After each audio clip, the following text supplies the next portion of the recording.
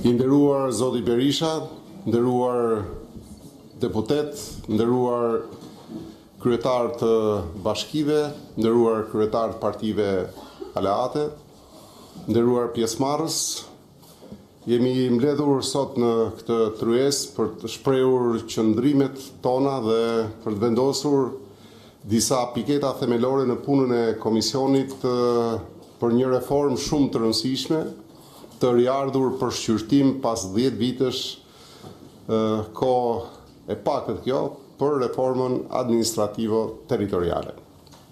Kur flasim për këtë reformë, pavarësisht e euforive absurde politike të majorancës, në opinion pranohet gjërësisht se sot nuk jemi duke kapërcyer në një stad të ri qeverisjes vendore pas ndonjë suksesi marramendës.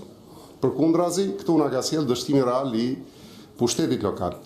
Apo themi se jemi këtu në këtë proces për të arritur qëllime apo bërë përpjekje të reja të pa eksploruara dhe të pasynuara më parë. PS, siç u vetë deklarua, po përdor të njëjta terma teknik të 2015-s në formë sfidash si demografia, financat, shërbimet, kapacitetet, integrimi e tjerë, por tani me një pamje 3, duke i ndërkallur ato brenda një projekti të vrazhtë politik me 4 variante, cilat faktikisht i lidh bashk rikontrolli sa më absolut i votës politike. Ndërkohë që këto sfida në mënyrën e parashtrimit tyre deformohen tërësisht, sepse po është e vërtet popullsia lëviz, por zgjidhja nuk është largimi i institucioneve nga zonat që po boshatisen. Ato zona ka nevojë për më shumë praninë e shtetit dhe jo më pak praninë e tij. Asimetria fiskale nuk zgjidhet duke bashkuar bashki, por duke reformuar formulën e transfertës dhe duke rritur autonominë fiskale.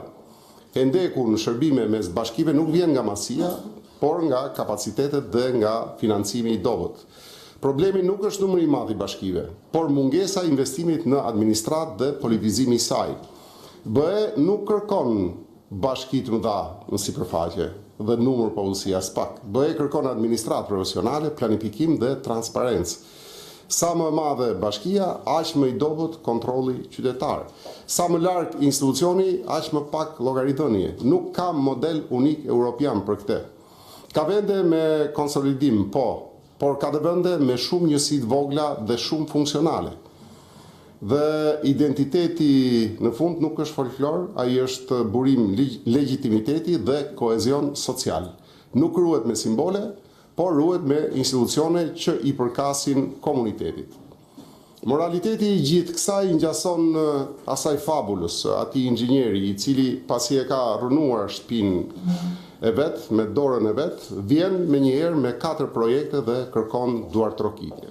Thënë qartë, ne jemi këtu sepse duhet korrigjojmë pasojat qeverisëse që sollën kalkulimet e votave politike të 2015-s, cilat kurzuan kufit e bashkive dhe që të korrigjojmë politizimin ekstrem dhe afunksionalitetin e pushtetit lokal në Shqipëri pas 2015-s. Dhe ky dështim nuk lidhet vetëm me numrin e bashkive dhe arkitekturën, ai lidhet spari me filozofinë e reformës së 2015-s dhe me keqeverisjen. Reforma e 2015-s u ndërtua mbi interpretimin se centralizimi territorial administrativ do sillte eficiencë dhe decentralizim të qeverisjes lokale.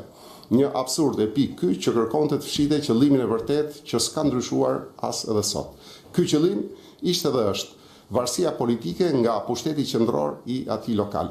Dhe për ta shndruar këtë të fundit në një magazin votash dhe jo në një shërbyes të qytetarit. Për këtë arsye sot ne kemi më pak autonomi vendore, më pak shërbime për qytetarët, më pak llogaridhënie para zgjedhjeve, më pak kompetenca dhe më shumë centralizim financiar dhe kompetencash, më shumë të punësuar fiktiv dhe më shumë abuzim dhe korrupsion. Por pasoja më e keqe e kësaj ndërhyrje ka qenë shpopullimi, sidomos i zonave rurale, ku një ndër shkaqet kryesore është dhe mungesa e shërbimeve bazë sociale, arsimore dhe shëndetësore. Kjo është si të pranosh faktin që në të vërtet ne e kemi lahutën në UNESCO si vlerë, por kemi humbur rapsodin, kemi humbur njeriun. E humbja e rapsodit e njeriut pas viteve e viteve rrezikon dhe humbjen e lahutës, traditës, thënë më saktë, humbjen e historisë, traditës dhe konstitucionit tonë shpirtëror. Të tjerat pas kësaj janë fjalë bukura, janë tryeza interesante, por mund quhen dhe reforma, si kjo që po tentohet. Prandaj spari unë mendoj se sado e vështirë të duket sfida kryesore jona është eliminimi i këtij shkaku thelbësor. Dhe ky eliminim për mendimin tim ka vetëm një mjet, një zgjidhje iniciuese e filluese.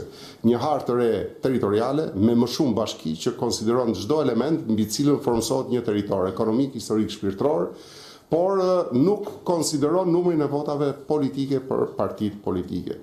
Tek rritja e numrit, ne nuk na çon thjesht konteksti politik i sotëm sipas narrativës që PD do më shumë bashki dhe PS do më pak bashki.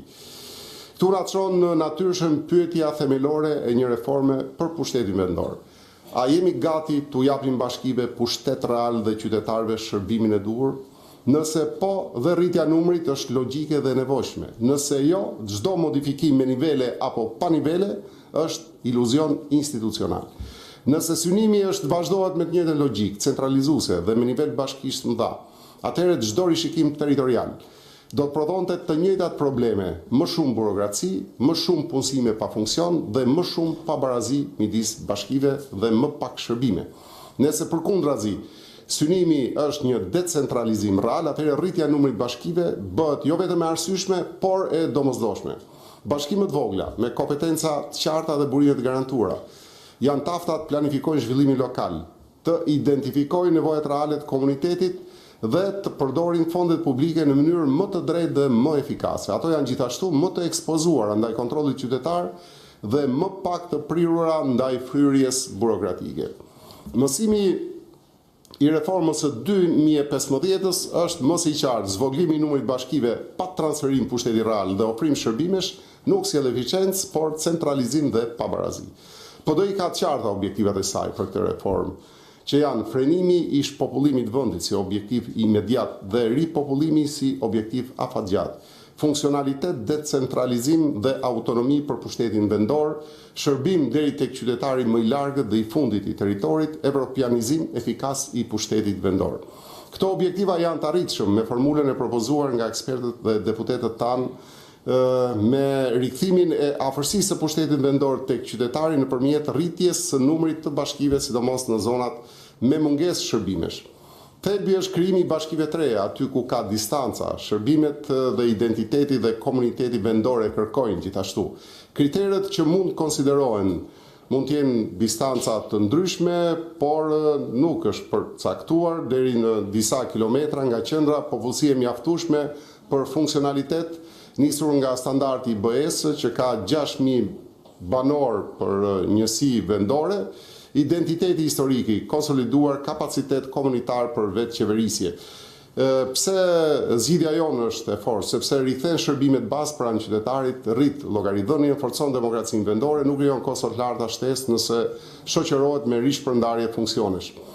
Ky është opsioni më koherent me filozofinë tonë pushteti afër qytetarit. Njëherëzi ne konsiderojmë dhe alternimin e rritjes së numrit bashkive me rolin e rajoneve ose të qarqeve për shkuar tek decentralizimi real sipas formulës bashki të reja të shtuara plus rajone, numri është relativ deri në 8 rajone ose me qarqet aktuale me funksione të qarta dhe të përcaktuara.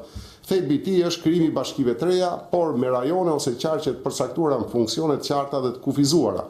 Si funksionon? Bashkitë marrin shumicën e kompetencave, rajoni apo qarku kufizohet me 3 ose pak më shumë funksione, planifikim territorial, koordinim me emergjencash, projekte ndërbashkiake. Bashkitë e reja krijohen aty ku ka boshllëk shërbimesh dhe identitet të fortë vendor. Pse është i fortë ky opsion? Forcon nivelin që është më afër qytetarit dhe redukton burokracinë. Faleminderit dhe tani unë për folur për politikën, bashkinë, qytetarët si sfidë dhe sfida lokale, si dhe për përfaqësimin kombëtar dhe ndërkombëtar, ftoj